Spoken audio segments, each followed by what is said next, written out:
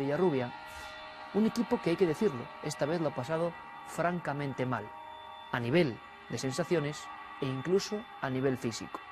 Vamos a abrir las puertas de este viejo sanatorio abandonado.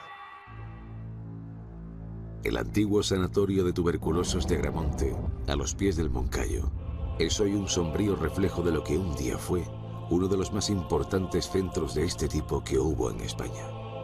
Su derruida capilla es para muchos vecinos de la comarca el albergue de las últimas ánimas que se resisten a partir hacia el otro mundo.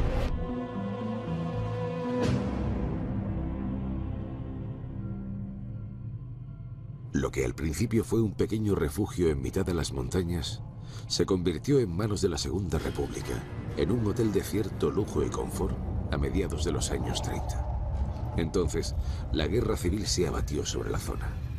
Una leyenda hilada de rumor en rumor cuenta que el personal del hotel fue violado y asesinado una noche. A partir de entonces, aquel apacible hospedaje quedó marcado como un enclave maldito.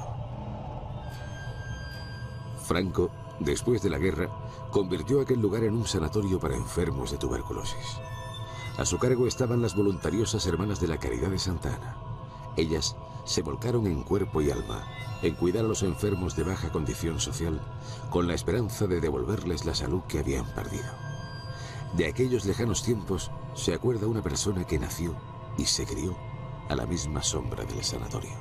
Que a las 12 tocaba una campanita que hay allí a la derecha, que era la entrada de las hermanas, y entonces a las 12 las hermanas se retiraban a la oración y era el momento en que las enfermas o enfermos tenían una hora de paseo libre, o sea, salían del sanatorio, daban un paseo, entonces hay un margen, que todavía hay hitos que los separan, hasta donde podían llegar paseando, por lo menos para evitar el contacto con los visitantes. A pesar del aislamiento, aquí tenían buenos quirófanos y médicos para ofrecer las mejores condiciones posibles a los que se ahogaban en espasmos, carcomidos por el bacilo de Koch. La tuberculosis afecta no solo a los pulmones, sino a los huesos, articulaciones, intestinos y otros órganos del cuerpo humano. El tratamiento consistía en ofrecer reposo a los pacientes, especialmente mujeres, y las enseñaban a respirar tumbadas en camillas, sobre largas terrazas, mirando hacia el mágico monte Moncayo. Y en las terrazas los sacaban al aire libre, tapándoles del sol con unas lonas que quedaban, y quizá lo que más nos impresionaba era que dormían con las ventanas abiertas. En el Moncayo hace frío. Pero pese a todos los esfuerzos de las Hermanas de la Caridad de Santa Ana, muchos enfermos no resistían. Gente económicamente muy bajas, a tal extremo de que se morían y ya no había, la familia no podía sufragar el gasto de trasladar a su sitio de origen, y todos los enterraban ahí. Cerca de 60 nichos fueron ocupados por los ataúdes de los que no pudieron vencer a la enfermedad. Sin embargo, parece que no tuvieron su merecido reposo.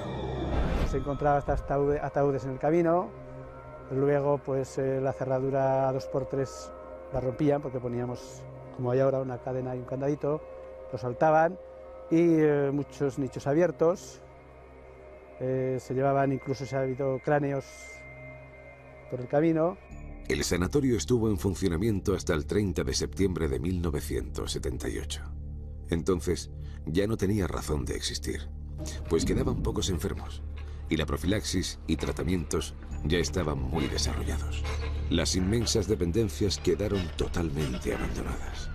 Y así, de la noche a la mañana, como para olvidar tanto dolor, se sellaron sus puertas. Pues empezó ya el vandalismo. Empezaron a romper puertas, a llevarse todo lo que había, a tirar tabiques, a destruir puertas arrancadas, se llevaron imágenes, de todo ya empezó ya la decadencia. Durante su régimen, Franco ordenó la construcción de una iglesia de piedra adosada al sanatorio de Agramonte. Con esto, intentaba ofrecer a las monjas y a los enfermos un espacio de meditación y paz espiritual. y precisamente esto no estaba en el proyecto inicial. Es muy curioso porque a los pocos años se comenta que era en venganza por el régimen franquista, un árbol que hay en el exterior cayó sobre la parte interna de lo que era el altar. Es muy curioso porque precisamente, aparte de las pintadas satánicas, es precisamente donde está apoyando precisamente el árbol principal que corta todo el camino trasero. O sea, no tenía que estar este sitio aquí y curiosamente cayó un árbol. Por suerte no hubo ninguna desgracia. En los años 50, el entonces niño Miguel Ángel Garós sufrió una terrible e imborrable experiencia. Se encontraba en un campamento de vacaciones justo enfrente del sanatorio, cuando todo sucedió. Concretamente, yo fui víctima de un acontecimiento estando en el campamento. Una noche que hacía mucho frío, la tienda estaba completamente cerrada, dormíamos seis niños, teníamos 11 años, y de repente empecé a despertarme porque con un palo me estaban golpeando las piernas. Empecé a gritar, desperté a los compañeros de la tienda, los compañeros de la tienda llamaron a los responsables del campamento y bueno, pues lo cierto es que llevaba las piernas con moraduras, me llevaron a una especie de tiendas que había como de pseudoclínica para que me tranquilizasen. Era imposible porque la tienda estaba cerrada y pudo parecer una pesadilla, pero sí que las piernas se me quedaron con la señal de los golpes. Como se dice en estas casualidades, al mes justo me quedé paralítico en las piernas. Hoy, Miguel Álvarez considera aquella dolorosa experiencia como una desgraciada premonición de la poliomielitis que había de contraer con secuelas de por vida. La historia de este físico nos impresionó. Sin embargo, aún nos quedaban muchos misterios por descubrir en este entorno olvidado y fúnebre.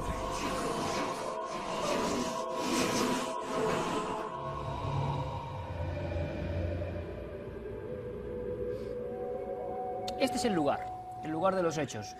Quizá fabulaciones, quizá imaginaciones, quizá sugestión ante un enclave que concentró tanto dolor, o quizá un sitio donde ocurren cosas que no sabemos comprender. Pablo Villarrubia, además te veo hoy con una autorización oficial, este reportaje, esta investigación que empezó a principios de noviembre.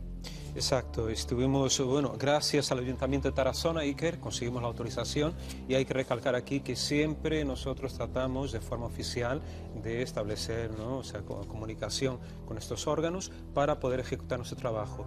Y de todas formas también recomiendo que cualquiera que intente ir allí haga lo mismo, porque además el Sanatorio Agramonte es un lugar ruinoso, muy peligroso realmente. Cualquier persona se puede caer allí, algo puede caer, un techo, y bueno, entonces es aconsejable evitar al máximo ir allí, sino con una autorización, ¿no? Y este lugar, como te dije, Iker, es un lugar, a mí me pareció asombroso. Yo nunca había estado en un lugar tan grande, abandonado, como ese sanatorio. Y además realmente pasé miedo en esa noche, y yo creo que nuestros compañeros también de equipo también lo pasaron. Además Iván nos comentaba que se había quedado un rato solo junto con equipo electrógeno. Iván, nuestro cámara. Y compañero también de trabajo, claro, y evitó entonces, evitaba a toda costa estar mucho tiempo en ese lugar en solitario, ¿no? Y lo mismo yo cuando subí las escaleras para ver los cuartos donde dormían los enfermos, ¿no? Los tuberculosos, no pude estar más de un minuto y después traté de volver realmente a donde estaba nuestro grupo. Habíamos montado base dentro de la capilla, dentro allí del sanatorio, ¿no? Si es cierta la teoría de la impregnación de los lugares, y aquí está Santiago para decirnos mejor, ¿no? Para explicarnos de forma científica esto, pues algo queda de estas personas, estas paredes, este lugar quedó impregnado de aquel dolor, de aquel sufrimiento, y quizás esto se transmita de alguna forma. Ha mencionado a Santiago Vázquez, nuestro compañero y asesor en temas de parapsicología, que conoce perfectamente. Santi, buenas noches. Buenas noches, Iker. Impregnación, lo ha dicho sí. El amigo Pablo Villarrubia. ¿Cómo podríamos explicárselo a la gente? ¿Qué es la impregnación y si tiene que ver con este caso del Sanatorio de Agramonte? Bueno, para empezar hay que decir que esto es solo una hipótesis de las muchas que se barajan a la hora de explicar los fenómenos, sea en hospitales o en cualquier otro lugar supuestamente encantado. Las siglas son PIA, es decir, Principio de Impregnación Ambiental. ¿Esto qué quiere decir? ¿Esta hipótesis qué quiere decir? Pues quiere decir que en un lugar donde ha habido sufrimiento, donde ha habido muchas emociones muy intensas, donde ha habido ese cúmulo de, como digo, de emociones, de afectividad por otra parte, ¿por qué no? Todas esas energías quedan impregnadas en las paredes, en el edificio, en ese lugar. Claro, a mí lo que me llama la atención es que en la mayor parte de estos lugares los fenómenos son inteligentes. Es decir, la causa que provoca estos fenómenos son inteligentes. Si realmente fuese esto del principio de impregnación ambiental, los fenómenos, en hipótesis, no actuarían de una forma inteligente. Es solo una hipótesis, pero es que sí se da, sí se da. Hablamos de impregnación, la impregnación que de verdad se trajeron nuestros amigos y que es muy dolorosa, y imágenes que tengo que pedir casi disculpas porque son impactantes. Todo el equipo tiene una explicación perfectamente lógica, pero me gustaría que se vea gráficamente para que la gente entienda lo que pasan los reporteros de Cuarto Milenio. ¿Qué os pasó, Pablo? Vamos a verlo en imágenes. Yo llamé esto el otro día incluso en la radio, lo comentamos, ¿no? Milenio 3, de que esto era la maldición del sanatorio que nos cayó encima de alguna forma, ¿no? Y diría la maldición de las pulgas, y así es, porque fuimos a grabar, y esto fue porque fuimos a grabar en el cementerio. Visteis algunas imágenes, ¿no? Un cementerio que está abandonado, los nichos fueron además profanados, ahora ya no están más los cuerpos ahí, fueron trasladados, y cuando estuvimos a grabar ahí, ese lugar se transformó en un corral para cabras, lleno de excrementos. Entonces, posiblemente, ¿no?, estos insectos, estas pulgas estaban ahí al acecho, y cuando pasamos nosotros, lógicamente saltaron encima y nos atacaron de forma violenta, como están en esas imágenes. El que más sufrió, desgraciadamente, fue nuestro amigo Iván. Ignacio Barreto también sufrió bastante. Yo, milagrosamente, Iker, no me pasó absolutamente nada. No sé si ya estoy curtido de tantos viajes, tantas picaduras por ahí en estos viajes, pero la verdad es que todo nuestro entorno, incluso la redacción misma, hay que decir que fue fumigada, ¿no?, a causa de que posiblemente en las bolsas de nuestro equipo, que llevamos un equipo bastante completo, cámaras infrarrojas, cámaras térmicas también, todo eso se depositó allí en el estudio, en la redacción, y eso contaminó el ambiente. Algunos de nuestros compañeros también allí fueron atacados por estas pulgas salvajes, ¿no? Vamos a vivir todos juntos esa experiencia, la de un grupo de investigación. Queremos acompañarles, queremos conocer la leyenda de ese sitio, queremos impregnarnos, nunca mejor dicho, de todo lo que se mueve para contárselo a ustedes. Y parte de esa experiencia es las sensaciones de, entre comillas, una sensitiva. Aquí tengo que dejarlo claro, ni quitamos ni ponemos, simplemente ofrecemos su información, lo que ella dice sentir. Y luego ustedes obtienen su propia teoría. Vámonos dentro de ese sanatorio, inquietante donde los haya, lugar de verdad que refleja, pues eso, mucho tiempo, demasiado quizá, de dolor. Vamos a ver qué vio, qué sintió esta persona y qué sintió el resto del equipo. Comienza la investigación. El sanatorio quedó marcado con el San Benito de edificio encantado y visitado por sectas como la de los Caballeros del Anticristo, sociedad secreta arraigada desde antiguo en Aragón. El equipo de Cuarto Milenio se topó en el interior de la capilla con pintadas satánicas y hasta con una estrella de 5 puntas o pentagrama rojo orientado hacia el altar. ¿Sería simple vandalismo o el intento de establecer algún tipo de comunicación con el mal? Cuando realizábamos las preguntas, lo típico de siempre, si hay alguien aquí, si podéis contactar con nosotros, existe el más allá, lo curioso es que nos respondían esas supuestas entidades, ¿no?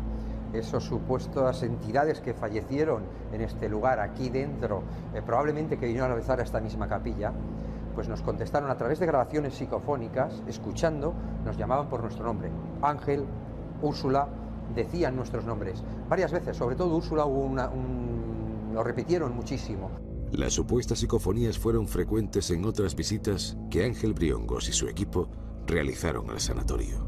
Y es muy curioso porque una de las preguntas que realizamos era que si hay alguien aquí. Y a esa pregunta nos respondieron: me estoy poniendo enfermo. Se oye muy levemente.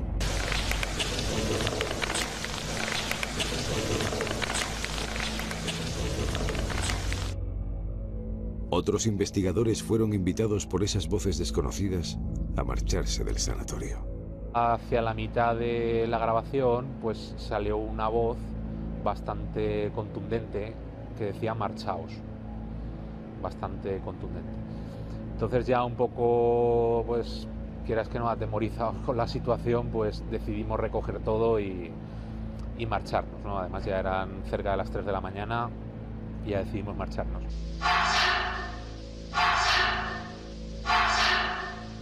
Otra de las cosas muy curiosas, hoy porque es un día que está haciendo viento, pero cuando está totalmente calmado, hoy sí que podemos oír las ventanas, los golpes de las puertas al cerrarse, sobre todo las ventanas.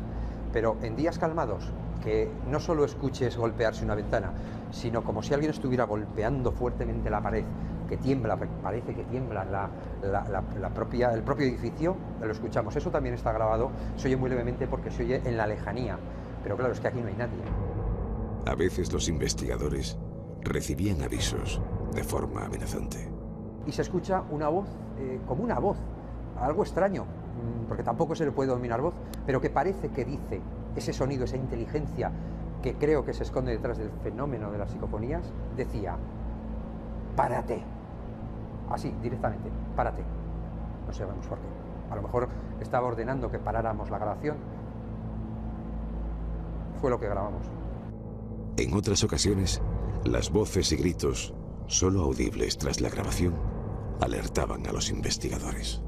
Y entonces una de las noches que estuvimos aquí, pues nos pusimos primeramente a grabar aquí en la capilla y ya pues nos salió una psicofonía que ya la habréis escuchado, que decía no podéis vernos. Esa psicofonía salió a raíz de que nosotros estábamos manipulando un poco lo que eran las cámaras fotográficas, las cámaras de vídeo, pues para poner un poco a punto los aparatos y poder hacer una pequeña grabación. Entonces, a la vez que los estábamos manipulando, pues se estaba grabando y salió esa voz diciendo no podéis vernos. El equipo de Cuarto Milenio, gracias a la autorización del Ayuntamiento de Tarazona, pasó todo un día y una noche en el sanatorio de Agramonte.